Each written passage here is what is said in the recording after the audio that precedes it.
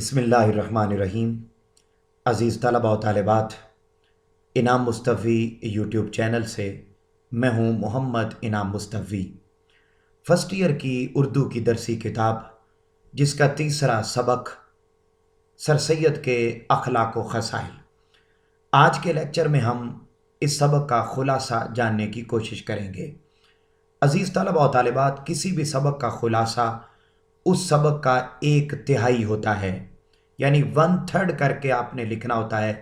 फिर चाहे वो 2 सफ़ात बने या 2.5 सफ़ात बने, बहरहाल 2 से 2.5 सफ़ात के दरमियान हर सबक का ख़ुलासा लिखना ज़रूरी होता है। अज़ीज़ तलबा व तालिबात, 10 नंबर का ये सवाल बोर्ड में आता है जिसमें 1 नंबर मुसन्निफ़ के नाम का और 9 नंबर का ख़ुलासा होता है।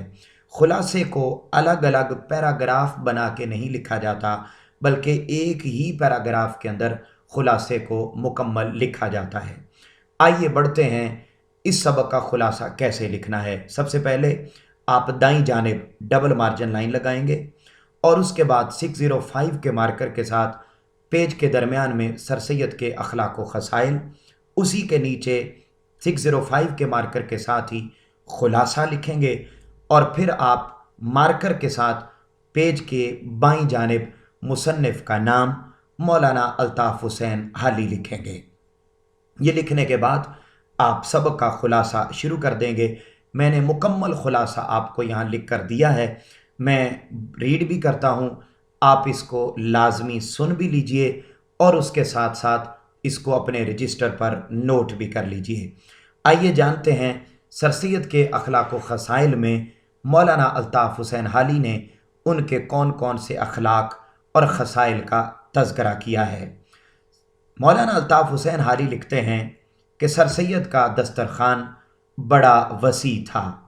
वो मेहमानों के साथ खाना खाने में खुशी महसूस करते थे। जिस दिन ज़्यादा मेहमान होते उस दिन उनके घर में ईद होती। उनका खाना कई अक़साम का तो नहीं होता था, मगर सादा और उम्दा खाना खाते थे। खाना खाते वक्त खाने में ऐब नहीं निकालते थे, बल्कि जो मिल जाता उसे बखुशी खा लेते थे। खाने के बाद बुढ़ापे की उम्र में भी सेर सेर पाव दूध लाजमी पीते थे। मौसम की सब्जियां और फल ज़रूर खाते थे। ज़राफ़त और खुश तबई उनकी तबीयत का हिस्सा थी। हर एक से हंसी मज़ाक से बात करते। तहरीर व तकरीर में जहाँ भी उन्हें कोई मज़ाहिया बात सूझ जाती उसे मुहज़्ज़ब अंदाज में बयान करने से गुरेज नहीं करते थे। मुताला की आदत सर सैयद को शुरू ही से थी।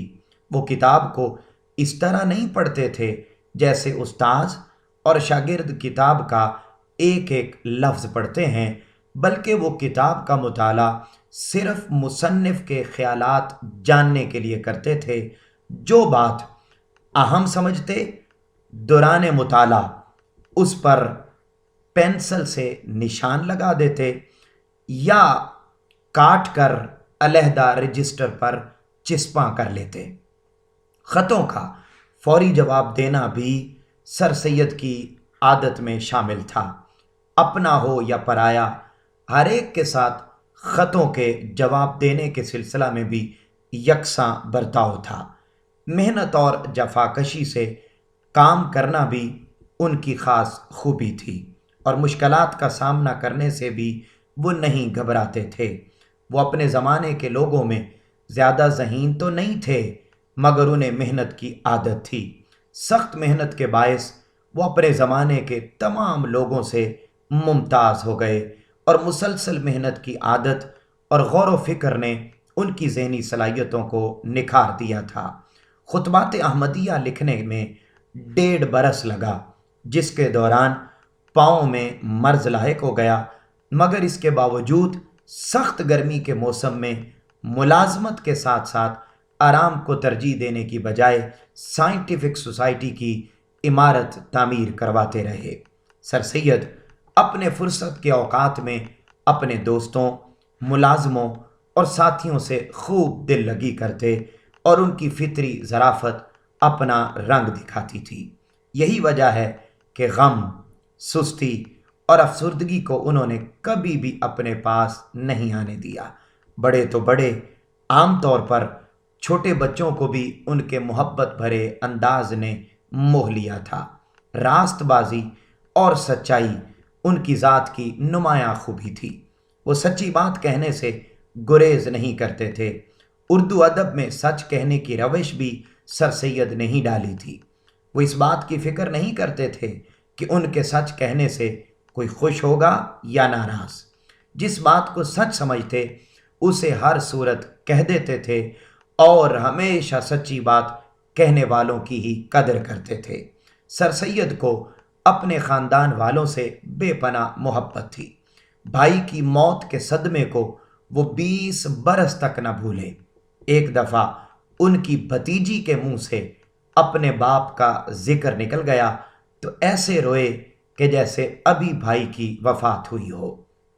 وہ اپنی والدہ کے تابع فرما تھے اور جوانی میں ویسے ہی ادب کرتے اور ڈرتے تھے جیسے بچپن کی عمر میں تھے۔ سر سید کو اپنے وطن سے بے پناہ محبت تھی۔ یہی محبت انہیں قومی اصلاح کی طرف لے آئی تھی۔ سر سید کی زندگی میں دو چیزیں بہت اہم ہیں، ایک کام اور دوسری دوست۔ سر سید اپنے دوستوں کے ساتھ بہت مخلص تھے اور ان سے دلی محبت رکھتے تھے۔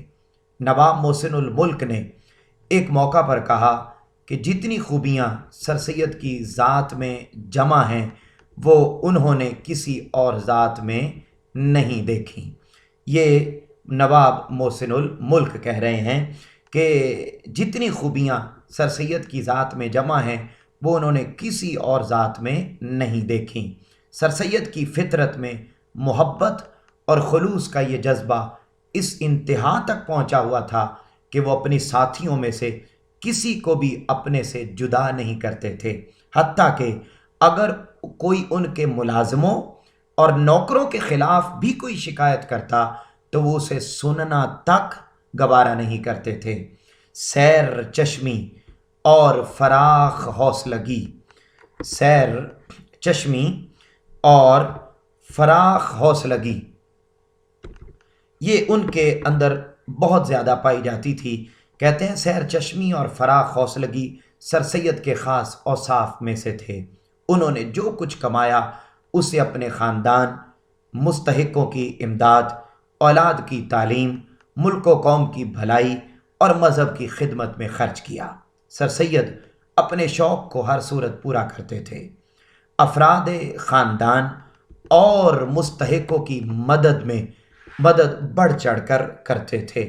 ہمیشہ انہوں نے مستحقوں کی مدد پر بہت زیادہ اپنی دولت کو خرچ کیا۔ سر سید کی مثال ایک پھلدار درخت کی سی تھی جس کے سائے، پھل اور لکڑی ہر طرح سے انسانیت کو فائدہ پہنچتا ہے۔ مخالفوں اور دشمنوں کی باتوں کو برداشت کرنے کا حوصلہ بھی سر سید میں بہت زیادہ تھا۔ وہ کبھی کسی سے انتقام نہیں لیتے تھے۔ درگزر کرنا اور معاف کر دینا ان کی فطرت میں شامل تھا، اور یہ بات ان کی والدہ کی تربیت کا نتیجہ تھی جس نے بچپن ہی سے ان کے دل میں یہ بات ڈال دی تھی کہ برائی کرنے والوں کے ساتھ برائی کرنا خود اپنے آپ کو ویسا ہی بنانا ہے۔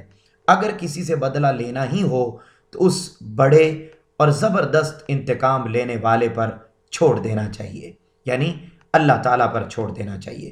سر سید کو بر صغیر کے مسلمانوں سے بڑی محبت تھی اور وہ ان کی دنیاوی ترقی کے لیے دن رات محنت کرتے تھے۔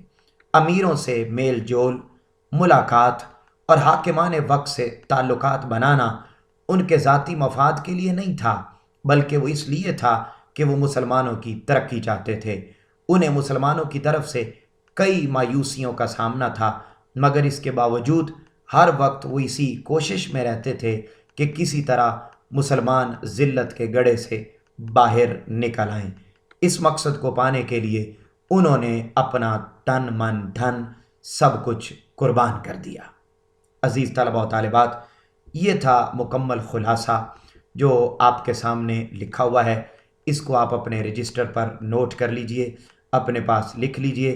یقینی طور پر آپ کو سمجھ میں بھی آ گیا ہوگا، بڑا آسان لکھا ہے، بورڈ کے پوائنٹ آف ویو سے بالکل مطابقت رکھتا ہے۔ آپ سے ملاقات ہوگی انشاءاللہ اگلے لیکچر میں، تب تک اپنا اپنے گھر والوں کا بہت زیادہ خیال رکھیے۔ اللہ حافظ۔